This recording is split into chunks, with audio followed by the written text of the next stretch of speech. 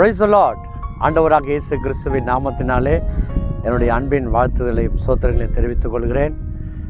இப்பொழுதும் கூட ஒரு அருமையான இந்த இயற்கை காட்சிகள், இந்த இயற்கை காட்சிகள் பார்க்கும் பொழுது ஒரு மனதுக்கு ஒரு சந்தோஷமும் ஒரு நிம்மதியும் கிடைக்கிறது.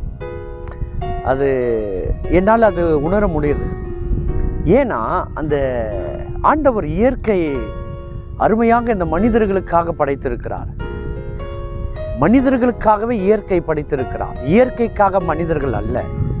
இன்னைக்கு அநேக டிப்ரெஷன், மன சோர்வு, அழுத்தம், வேலை காரணமாக, ஊழியம் காரணமாக, பலதரப்பட்ட தொழில் காரணமாக மன அழுத்தத்தில் இருக்கிற ஜனங்களுக்கு ஒரு இயற்கையான இடங்களில் நாம் போய் நம்மளால் முடிஞ்ச வசதிக்கு ஏற்ற ஒரு 2 நாளோ 3 நாளோ இருந்து தங்கி இருக்கும் பொழுது ஒரு பீஸ் ஆஃப் மைண்ட், ஒரு நல்ல ஒரு தெளிவான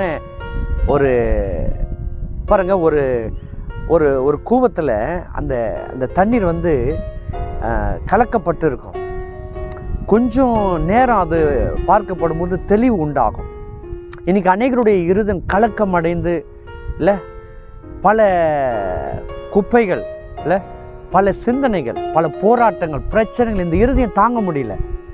அதனால் இயற்கையான ஒரு இடத்துல நீங்கள் வந்து பாருங்களேன், அது ஒரு அருமையான ஒரு காட்சி. இப்போ நான் இருக்கிற இடம் ஒரு ஃபாரின் மாதிரி இருக்குல்ல, ஆனால் இது ஃபாரின் கிடையாது, பழவேற்காடு. இந்த பழவேற்காடில் ஒரு அருமையான ஒரு கடற்கரை, அருமையான இந்த சவுக்கு தோப்பு, அருமையான மனிதர்கள். இந்த இடத்துல நம்ம பாஸ்டர் சுந்தர் அவர்களுடைய அருமையான அவருடைய சகோதரிகள் இங்கே வசிக்கிறார்கள். இந்த இடத்துல வரும்போது சரி பொங்கலுக்கு எங்கே போகலாம் அப்படின்னு பார்க்க பொழுது பழவேற்காடில் அருமையான ஊழியரை கூப்பிட்டுட்டு நாங்கள் இங்கே வந்திருக்கிறோம். நல்ல ஒரு இடம், அருமையான ஒரு இடம்.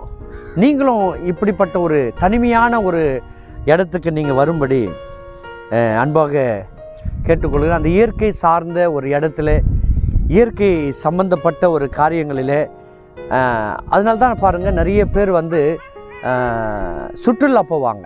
ஏன் வருஷத்துக்கு ஒரு முறை சுற்றுலா போகிறாங்கன்னா அது அவங்களுக்கு ஒரு மன நிம்மதியை தருகிறது.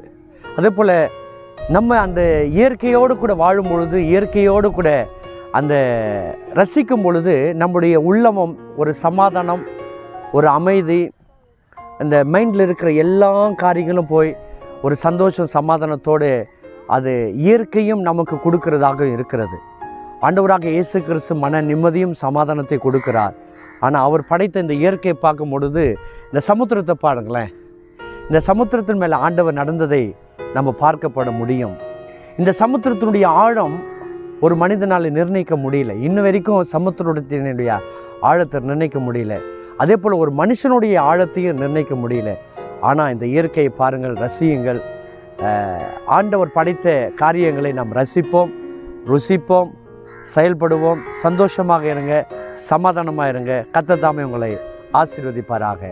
ஆமென்.